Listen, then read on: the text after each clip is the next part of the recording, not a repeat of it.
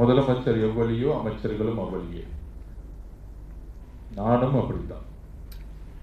எனக்கு நண்பர்கள் கிடையாது. என்னுடைய பெயரை சொல்லி குடும்பமோ குடும்ப உறுப்பினர்களோ யாரும் உங்களோட பேச மாட்டாங்க. அப்படி வந்தால் அது பொய்யான தகவலுங்கிறதை ஓப்பனாக டிக்ளேர் பண்ணிடுறேன். தனிப்பட்ட உறவுகள் தவிர தொழில்களில் எனக்கு எந்த விதமும் கிடையாது. நான் தொழிலிருந்து எப்பயோ ரிசைன் பண்ணிட்டு வந்துட்டேன். மக்களுடைய பணி செய்ய மட்டும்தான் இன்னைக்கு உங்கள் முன்னாடி நின்றுட்டு இருக்கேன். அமைச்சராகவும் நான் இன்னைக்கு ஆகியிருக்கேன். அதனால அமைச்சரை சுற்றியோ இல்லை முதலமைச்சர் அலுவலகத்தை சுற்றியோ இருந்த இந்த ஃபண்டு கலாச்சாரம் இனிமேல் கிடையாது. இப்போ டு பி ஓப்பனாக சொல்லலாம், முன்னாடிலாம் முதலமைச்சர் ஃபண்ட் 11%, மினிஸ்டருக்கு 7-8%, அதுக்கப்புறம் அடுத்த கட்டத்தில் கீழே வரைக்கும் ஒரு 7%, சுமார் 20-25% நீங்கள் டெண்டர் எடுக்கிறதுக்கு முன்னாடியே உங்களுக்கான ப்ரெஷர் வரும். இந்த கமிட்மெண்ட் கொடுத்தா தான் நீங்கள் டெண்டர் எடுக்க முடியும்.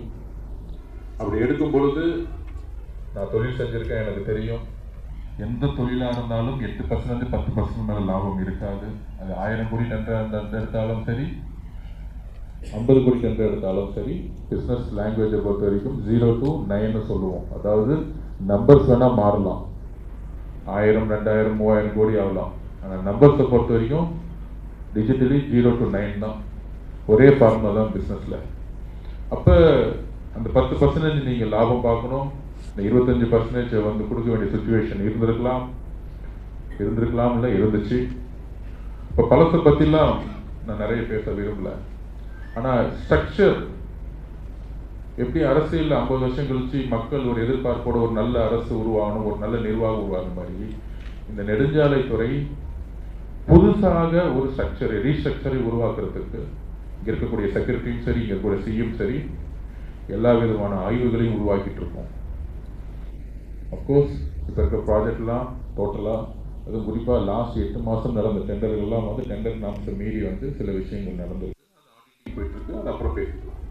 ஆனால் இனிமேட்டு வரக்கூடிய ப்ராஜெக்டுகள் எப்படி இருக்கணும்னா, ஒன்றிய அமைச்சரும் சரி, எங்களுடைய முதலமைச்சரும் சரி, ஹைவேஸ் டிபார்ட்மெண்ட்டுக்கு ஃபண்டு எந்த பிரச்சனையும் கிடையாது. இன்னும் சொல்ல போனால் ஒன்றிய அமைச்சர் சொன்னது என்னென்னா, அடுத்த 5 வருஷத்தில் நீங்கள் எவ்வளோ ஸ்பீடாக ப்ராஜெக்டை வந்து நீங்கள் வந்து நிறைவேற்றுறீங்களோ, கரப்ஷன் இல்லாமல் எந்த அளவுக்கு ஸ்பீடாக போகிறீங்களோ, சுமார் 2 லட்சம் கோடி வரைக்கும் இன்வெஸ்ட் பண்ணுறதுக்கு ரெடியாக இருக்கிறோம் தமிழ்நாட்டிற்கு. அவர் சொன்ன வார்த்தை. செக்ரட்டரி சார் கூட இருந்தாங்க, எல்லாரும் கூட இருந்தாங்க. இது மாண்புமிகு முதலமைச்சர் அவர்கிட்டையும் எல்லாரும் சொல்லும்போது ஒரு பெரிய மகிழ்ச்சியாக இருந்துச்சு. அப்போ அடுத்த 5 வருஷத்தில் நம்மளால் கிட்டத்தட்ட குறைஞ்சபட்சம் 1 லட்சம் கோடி 1.5 லட்சம் கோடி கூட ப்ராஜெக்ட் பண்ண முடியும். யோசிச்சு பாருங்கள், வேறு எந்த டிபார்ட்மெண்ட்லையும் கிடையாது. ஆனால் நம்ம எந்த அளவுக்கு ரீஸ்ட்ரக்சர் பண்ணணும், நம்ம எந்த அளவுக்கு அப்கிரேடாக மாறணும், குவாலிட்டியாக மாறணும், அதுதான் நான் திருப்பியும் பதிவு பண்ணுறேன். குறைஞ்சபட்சம் 5 வருஷம் டெண்டர் நாம்ஸில் வந்துடும். இந்த 20-25% கமிஷன் இல்லாமல் நீங்கள் ஃப்ரீயாக ஒர்க் பண்ணால், முதலமைச்சர் ஃபண்டு மினிஸ்டர் ஃபண்டில் இல்லாமல் இந்த ஒர்க் பண்ணும் பொழுது குவாலிட்டியாக ஆன் டைமில் நீங்கள் ப்ராஜெக்ட் டெலிவரி பண்ண முடியும். நம்பர் 1, ஈஸியாக பண்ண முடியும். உங்களுக்கு எந்த விதமான அழுத்தங்கள் இருக்காது, கட்சி சார்பாக எந்த ப்ரெஷரும் இருக்காது. ஒரு 100 கிலோமீட்டருக்கு நீங்கள் டெண்டர் எடுக்கிறீங்க, ஸ்டேட் ஹைவேஸ் எடுக்கிறீங்க, அதுக்கப்புறம் நேஷ்னல் ஹைவேஸ் எடுக்கிறீங்க. இங்கே மாநில அரசு ஒன்றிய அரசுங்கிற வித்தியாசம் வளர்ச்சியில் கிடையவே கிடையாது. அவர் அதுதான் சொன்னார், வளர்ச்சிக்கு நாங்கள் ஃபண்டு உங்களுக்கு வந்து கொடுப்போம், நீங்கள் அதை கரெக்டாக வளர்ச்சிக்கு யூஸ் பண்ணிங்கன்னா ஃபண்டு வந்துகிட்டே இருக்கும். அதுமாரி மாண்புமிகு முதலமைச்சரும் சரி, இங்கே பட்ஜெட் அலாட் பண்ணுறது, அதிகமாக பட்ஜெட் அலாட் பண்ணுறது நெடுஞ்சாலைத்துறை. ஏன்னா நான் எப்பயுமே பதிவு பண்ணுறது தான், பொதுவாக ஒரு மனிதனுக்கு காற்று, உணவு, இருப்பிடம் எந்த அளவுக்கு முக்கியமோ பெருமையாக சொல்லலாம், இன்றைக்கு நெடுஞ்சாலை முக்கியம். நெடுஞ்சாலை இல்லாமல் வீட்டை விட்டு வெளியே யாராலும் வர முடியாது, ஒரு இடத்துல இன்னொரு இடத்துக்கு போக முடியாது. நெடுஞ்சாலை சுற்றி தான் வளர்ச்சியே இருக்கு. ஒரு நாட்டோடைய வளர்ச்சி நெடுஞ்சாலையில் தான் இருக்கு. ஜெர்மனியில் ஹிட்லர் ஃபர்ஸ்ட் ஃபோக்கஸ் பண்ணது, ஃபர்ஸ்ட் 6 லைன் ஹைவேஸ் போட்டது ஹிட்லர் தான் ஃபர்ஸ்ட் போட்டார். இதுதான் வரலாறு. அதை பார்த்து தான் அமெரிக்கா வந்து மாறுச்சு. அமெரிக்காவில் பிரசிடென்ட் சொன்னார், இந்த அமெரிக்காவுடைய பொருளாதாரத்துக்கு முன்னேற்றத்துக்கான முக்கியமான காரணம் நெடுஞ்சாலையோடைய வளர்ச்சி அப்படின்னு சொன்னது. அப்போ அமெரிக்கா வந்து நெடுஞ்சாலை துறையை எந்த அளவுக்கு ஃபோக்கஸ் பண்ணாங்களோ, தமிழ்நாட்டில் இருவழி சாலைகளை நம்ம 4 வழி சாலையாக மாற்றுறதுக்கான எல்லா விதமான ஒர்க்கையும் நம்ம ஸ்டார்ட் பண்ண போகிறோம். 4 வழி சாலை 1500 கிலோமீட்டருக்கு 6 வழி சாலையாக மாற்ற போகிறோம். அப்போ நீங்கள் உங்களுக்கான ப்ரெஷர் இந்த 25% மைனஸ் பண்ணிக்கலாம், ஸ்ட்ரைட்டாக நீங்கள் டெண்டர் எடுக்கலாம். அதில் நேற்று ஒன்றிய அமைச்சர் சொல்லும்போது முக்கியமாக அந்த ரோடு போடும்போது பெரிய பிரச்சனை எங்களுக்கு வந்து எல்ஏ சொன்னாங்க, லேண்ட் அக்விசிஷன். அது வந்து முறையாக என்ன ப்ராப்ளம், ஏன் அப்படி ப்ராப்ளம்னா, இன்றைக்கி நம்ம ஒரு லேண்டு விற்க போகிறோம் அப்படின்னா அந்த ஓனர் வந்து அன்றைக்கே பணம் கொடுத்தா தான் லேண்டை வந்து ரிஜிஸ்ட்ரேஷன் பண்ண முடியும். இது சட்டம். ஆனால் பெரும்பாலும் இப்போ இருக்கக்கூடிய என்ன பிரச்சனை அப்படின்னா, ஒருத்தர்கிட்ட இந்த லேண்ட் எடுக்கிறதா இருந்தால் கிட்டத்தட்ட ஒரு 2 வருஷம் மேற்பட்ட மரத்தில் அவங்களுக்கு பணம் கொடுக்காம இருக்குது அரசு பக்கம். ஸோ அதை வந்து நாங்கள் வந்து முதலமைச்சர் அவர்கிட்டையும் ஒன்றிய அரசு இருக்கக்கூடிய அந்த அமைச்சர்கிட்ட சொல்லும் பொழுது, எவ்வளோ சீக்கிரம் அந்த எல்ஏ பண்ணும் பொழுது லேண்ட் அக்விசிஷன் போது உடனடியாக பணத்தை டெலிவரி பண்ண போகிறோமோ அவ்வளோ சீக்கிரம் மக்கள் வந்து அந்த வளர்ச்சிக்கான லேண்டை கொடுக்கறதுக்கு அவங்க ரெடியாக இருப்பாங்க. ஆனால் ஏதோ அதிகாரத்தை வச்சு நம்ம வந்து அந்த லேண்டை எடுக்கக்கூடாதுங்கிறத ஒரு பாலிசியாக எடுத்திருக்கோம். அதோடு சேர்ந்து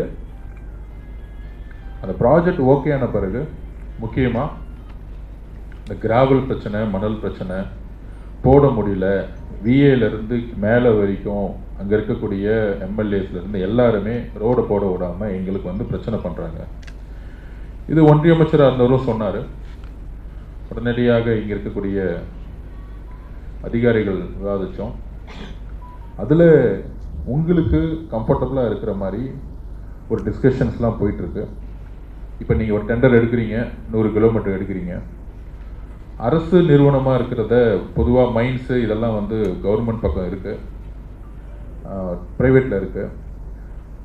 முன்னாடியும் பல பிரச்சனைகள் இருந்துச்சு, மணல் கான்ட்ராக்டர் அதெல்லாம் வந்து பல பிரச்சனைகள் இருந்துச்சு. நம்ம இப்போ அதுக்குள்ளே நான் போக விரும்பலை. ஆனால் ஹைவேஸ் டிபார்ட்மெண்ட்டில் ஒரு துறையை தனியாக அதுக்குன்னு அந்த டிபார்ட்மெண்ட்டை உருவாக்கி, மார்க்கெட்டிங் அப்படின்னு ஒரு துறையை மார்க்கெட்டிங்கில் உருவாக்கி, மார்க்கெட்டிங், கன்சப்ஷன், ரா மெட்டீரியல்ஸ் அந்த மாதிரி ஒரு துறையை உருவாக்கி, இப்போ நீங்கள் அந்த இடத்துல அங்கே இருக்க சிஇ அவர்கள் இப்போ அந்த 100 கிலோமீட்டரில் எங்களுக்கு இவ்வளோ ரா மெட்டீரியல்ஸ் வேணும், எங்களுக்கு இவ்வளோ சவுடு வேணும் அப்படின்னு கேட்டிங்கன்னா, இங்கே ஆர்டர் கொடுத்துட்டிங்கனாலே ஹைவேஸ் டிபார்ட்மெண்ட்லேருந்து அது ப்ரொக்யூர் பண்ணி உங்களுக்கு கொடுக்கப்படும். நீங்கள் ஸ்ட்ரெயிட்டாக கன்சர்ன் கவர்மெண்ட் டிபார்ட்மெண்ட்டுக்கு 3 லோடு வந்து உங்களுக்கு வருது, இல்லை 4 லோடு வருது, அந்த 100 கிலோமீட்டருக்கு இவ்வளோ சவுடு வேணும், இவ்வளோ என்ன ரா மெட்டீரியல் வேணும்னு நீங்கள் நினைக்கிறீங்களோ இங்கே ஆர்டர் கொடுத்தவொடனே இங்கே இருக்கக்கூடிய அதிகாரிகள் மைன்ஸ் டிபார்ட்மெண்ட்லேயோ மைன்ஸ் அண்ட் மினரல்ஸ் டிபார்ட்மெண்ட்டில் இன்னொரு துறையை நாங்கள் ரிக்வெஸ்ட் பண்ணி அவங்க வந்து அதை வந்து டெலிவரி பண்ணும் பொழுது எந்த விதமான இடைத்தரகர்கள் இல்லாமல் கவர்மெண்ட்டுக்கே நீங்கள் ஸ்ட்ரைட்டாக பே பண்ணுற மாதிரி ஒரு சிஸ்டத்தை உருவாக்கிடுவோம். அப்போ உங்களுக்கு அந்த பிரச்சனை இருக்கவே இருக்காது. 4 லோடு வேணும்னா நீங்கள் கவர்மெண்ட்டே காசை கொடுத்துட்டு நீங்கள் கவர்மெண்ட்டே உங்களுக்கு கொடுக்குற மாதிரி இருந்துட்டா, இந்த நடுவில் இருக்கக்கூடிய லஞ்சங்கள், ஊழல்கள்லாம் நீங்கள் யாரும் கொடுக்க வேணாம். பெரிய பிரச்சனை ரா மெட்டீரியல்ஸ் கிடைக்காம நீங்கள் வந்து இடைத்தரகர்களாக இருக்கக்கூடியவங்கள்ட்டையும் இல்லை அரசியல்வாதிகிட்டையும் போய் நிற்கும் பொழுது ஹைவேஸ் ப்ராஜெக்ட் எல்லாமே ஸ்டாப் ஆகுது. ஸோ உங்களுக்கு டெண்டர் எடுத்த உடனே இங்கே இருக்கக்கூடிய சிஇஸ்லேருந்து எல்லாமே குவாலிட்டி செக் பண்ணுறது மட்டும் வேலை இல்லை, உங்களுக்கு எல்லாமே அப்ரூவ்ஸ், எல்லாமே எதெல்லாம் அப்ரூவல் வாங்கணுமோ சிங்கிள் விண்டோ சிஸ்டம் மூலமா ஹைவேஸ் டிபார்ட்மெண்ட்டே உங்களுக்கான எல்லா பர்மிஷனும் வாங்கி கொடுத்துரும். நீங்கள் போய் கவர்மெண்ட் ஆஃபீஸில் மணிக்கணக்கில் இருக்க வேண்டிய அவசியமே இல்லை. அது எங்களுடைய ஒர்க். நீங்கள் போய் ஒரு அப்ளிகேஷன் உங்களுக்கு டெண்டர் சேங்ஷன் ஆன உடனே நீங்கள் ஒர்க் நடக்கிறதுக்கான எல்லா கிளியரன்ஸையும் ஹைவேஸ் டிபார்ட்மெண்ட்டே பார்த்துக்கும். நீங்கள் அங்கே போய் திருப்பியும் வந்து கரப்ஷனுக்கு வந்து பணம் செலவு பண்ணி அவசியம் இல்லை. உங்களோட ரா மெட்டீரியல்ஸுக்கும் இங்கே ஒரு தனி டிபார்ட்மெண்ட் உருவாக்கப்படும். அப்படி ஒரு கரெக்டான ஜாபை எடுத்துட்டோம்னா கரெக்டான டைமில் செய்யணும். கரெக்டான டைமில் செல்லும்போது இப்போ இங்கேருந்து நான் பார்க்குறேன், இங்கேருந்து நான் பூந்தமல்லி போகிறேன் நான், ஆனால் ரோடு வந்து சுத்தமாக சரியில்லை, இப்போ தான் போட்டிருக்கோம். திருப்பி ரோடு வந்து கேட்டால் வந்து ஹெவி ட்ரக் சொன்ன அளவோட ஹெவி ட்ரக் போடுறதுனால அப்படி ஆகுதுன்னு சொல்கிறோம். அப்போ அந்த மாதிரி இண்டஸ்ட்ரியல் ஏரியா இருக்கக்கூடிய இடத்துலலாம் லாரிகளை குறை சொல்லாமல் தனி கவனம் செலுத்தி இன்னும் கொஞ்சம் ஸ்ட்ரென்த்தாக நம்ம வந்து ரோடை வந்து பிளான் பண்ணோம். அதுக்கான செப்பரேட் டெண்டர்களை உருவாக்கணும். ஒரு வருஷமும் திருப்பியும் வந்து இங்கேருந்து நம்ம வந்து இண்டஸ்ட்ரி ஏரியாலாம் எங்கே இருக்கோ, ஓரக்குளம் ஃபுல்லாக இண்டஸ்ட்ரி ஏரியா இருக்குது, பூந்தமல்லி சுற்றி இண்டஸ்ட்ரி ஏரியா இருக்குது. ஸோ இந்த மாதிரி எங்கெல்லாம் சிப்காட்டுகள் ஏரியா இருக்கோ அங்கெல்லாம் நம்ம செப்பரேட் கான்சன்ட்ரேஷன் பண்ணணும். நார்மலாக இங்கேருந்து ஈஸியாக டு பாண்டிச்சேரி போடுற மாதிரி நம்ம ரோடு போட முடியாது. அங்கே வந்து உங்களுக்கு வந்து ஹெவி ட்ராக் வந்து மொபிலிட்டி கம்மி, இண்டஸ்ட்ரி காரிடார் இல்லை. அப்போ இண்டஸ்ட்ரி காரிடாருக்குன்னு தனியாக நம்ம ஒரு டெண்டர் இருக்கணும், அதுக்கான குவாலிட்டி இருக்கணும், அதுக்கான வேல்யூ உங்களுக்கு இன்க்ரீஸ் பண்ணி கொடுக்கணும். பேசஞ்சர் ட்ராக்குக்கு தனியாக இருக்கணும், அதுக்கான குவாலிட்டி, அதுக்கான பட்ஜெட் இருக்கணும். ஸோ இந்த மாதிரி ஒவ்வொரு விஷயம் பிரித்து உங்களை வந்து இண்டஸ்ட்ரி காரிடாரில் பேசஞ்சர் மாதிரி வந்து உங்களை ரோடை போட வச்சுட்டு ஒரு வருஷம் கழிச்சு திருப்பியும் பேட்ச் ஒர்க்குன்னு சொல்லக்கூடிய இடத்த வந்து திருப்பியும் அது பட்ஜெட் அலாட் பண்ணுறதுக்கு ஃபஸ்ட்டே வந்து கரெக்டாக பிளான் பண்ணி எங்கெங்கெல்லாம் வந்து அதிகமான ஆக்சிடென்ட் ஜோன் இருக்கோ, எங்கெங்கெல்லாம் இண்டஸ்ட்ரியல் எங்கெல்லாம் இருக்கோ அந்தந்த இடத்துலாம் நம்ம வந்து ஒரு கரெக்டான ஒரு ப்ராஜெக்டையும் கரெக்டான பிளானையும் எக்ஸிக்யூஷனை நீங்கள் வந்து காம்ப்ரமைஸ் இல்லாமல் பண்ணணும். இதுதான் என்னுடைய வலியுறுத்தல். இப்போ எங்கள் பக்கம் ஒர்க்கை நாங்கள் பிரிச்சுக்கிட்டோம். இப்போ என்னுடைய ஒர்க் என்ன, செக்ரட்டரியேட் லெவலில் ஃபைலை மூவ் பண்ணணும், யூனியன் கவர்மெண்ட்டில் ஃபைலை மூவ் பண்ணணும், ஃபினான்ஷியல் அப்ரூவ் பண்ணி கொடுக்கணும், அந்த பட்ஜெட்டை ஓகே பண்ணி ப்ராஜெக்டை ஓகே பண்ணோன்னே செக்ரட்டரி லெவலில் ஃபைலை கிளியர் பண்ணி டெண்டரை நியூட்ரல் ஆக்கி உங்ககிட்ட ஃபைல் கொடுக்கும் பொழுது நீங்கள் அந்த குவாலிட்டியாக ஆன் டைமில் பண்ணி கொடுக்கணும். இல்லை அது மட்டும்தான் என்னோட ரிக்வஸ்ட். இல்லை நாங்கள் வந்து பழைய மாதிரி தான் இருப்போம் அப்படின்னா எல்லாரும் கண்காணிக்கப்படுவார்கள். குவாலிட்டியில் அன்காம்ப்ரமைஸ் கிடையவே கிடையாது. ஏன்னா நான் சொல்லியிருக்கேன், 18,000 மக்கள், 18,000 குடும்பம் இழந்துக்கிட்டு இருக்கோம். 18,000 பேர் இறந்துட்டு இருக்காங்க நெடுஞ்சாலையில் இருக்கக்கூடிய ஆக்சிடென்ட்டில்.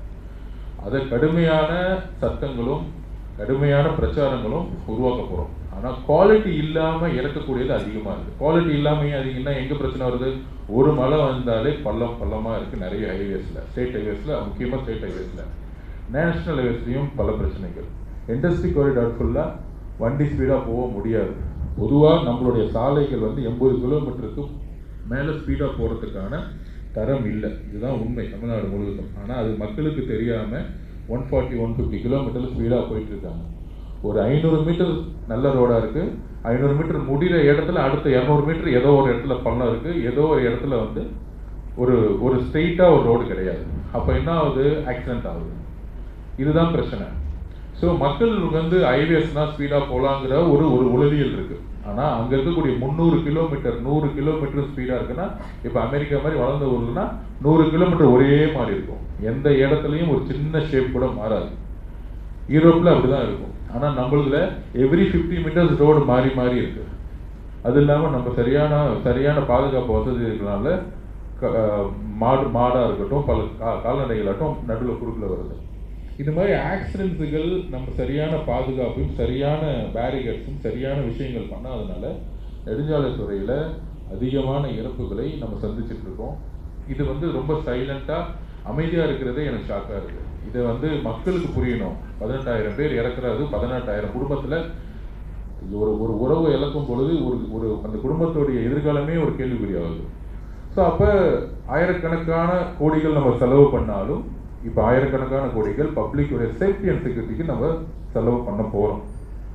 அந்த சேஃப்டி அண்ட் செக்யூரிட்டியில் உங்களோட பங்கு முக்கியமான பங்கு. ஏன்னா தரமான ரோடுகள் இல்லாதனால ஆக்சிடென்ட்டுகள் அதிகமாக நடக்குது.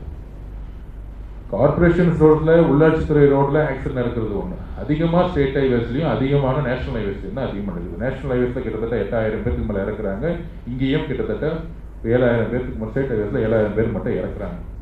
அப்போது ஒரு ஸ்டேட்டில் 18,000 பேர் இறப்புங்கிறது மிகப்பெரிய பிரச்சனை. இது ஒரு பெரிய பிரச்சனைனா 18,000 குடும்பம் ஒரே ஒரு சாவை வந்து நம்ம வந்து பெருசாக பேசுகிறோம். ஆனால் 18,000 பேர் சாவறதை அதுவும் கண்டினியூஸாக செத்துட்டு இருக்காங்க. ஆனால் அதை பற்றி நம்ம பேசாமல் கடந்து போயிட்டு இருக்கோம். எந்த துறையும் இதை பற்றி அனலைஸ் பண்ணலை, ஆய்வு பண்ணதில்லை. அதனால் இங்கே இருக்கக்கூடியவங்களுக்கு எல்லோருக்கும் பொறுப்பு இருக்குது. அமைச்சரையிலிருந்து எல்லோரும் கீழே இருக்கக்கூடிய ஒவ்வொருத்தருக்கும் பொறுப்பு இருக்குது. அதனால் உங்களுக்கு எந்த விதமான ப்ரெஷர்ஸ் கிடையாது. எங்கள் பக்கத்துலேருந்து எந்த விதமான அழுத்தங்கள் கிடையாது. வெளிப்படைத்தன்மையான நிர்வாகம். ஒரு ஒரு ஒரு ஒவ்வொரு டெண்டரும் ஆன்லைனில் நீங்கள் மக்கள் பார்வையில், மீடியா பார்வையில் ஒவ்வொன்றும் ரிசர்ச் பண்ணி போகிற அளவுக்கு எல்லாமே வந்து ஓப்பனாக போகிறோம்.